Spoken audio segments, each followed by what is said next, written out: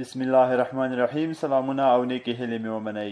د میدان وردګو ملي راډیو قدرمن اوریدونکو، د ورځې لنډو او مهمو خبرونو ته مو زه همت الله جلیلي هرکلی کوم.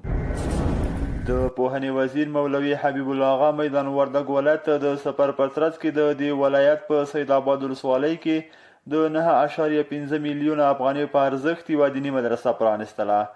مولوي حبیب الله آغا د دې مدرسې د پرانستې په مراسمو کې وویل چې پوهنې وزارت په ټول هیواد کې د ښوونې او روزنې سیستم متوازن پرمختګ ته ژمن دی. په کندهار کې د هیواد په کچه د ټولو والیانو او ولسوالانو لپاره 3 ورځنی سیمینار پیل شوی دی. د اسلامي امارت ویان مولوي ذبیح الله مجاهد وایي چې په دې سیمینار کې به والیانو او ولسوالانو ته د هغوی د کاري استقامتونو، د قوانینو په ښه ډول پلي کولو او له خلکو سره د ښه چلند په اهمیت معلومات ورکول کیږي.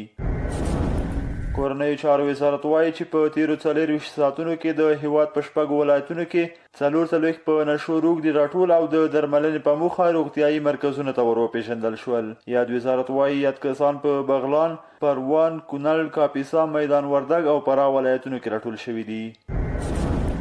د ټولګټو وزارت وایي تېره اونۍ د هیواد د اوسپنې پټلۍ له لارې 99,522 مټریک ټنه انتقالات شوي دي. د یاد وزارت په وینا دغه انتقالات حیرتان، اقینې، تورغونډۍ او هرات خواب اوسپنې پټلیو له لارې شوي دي.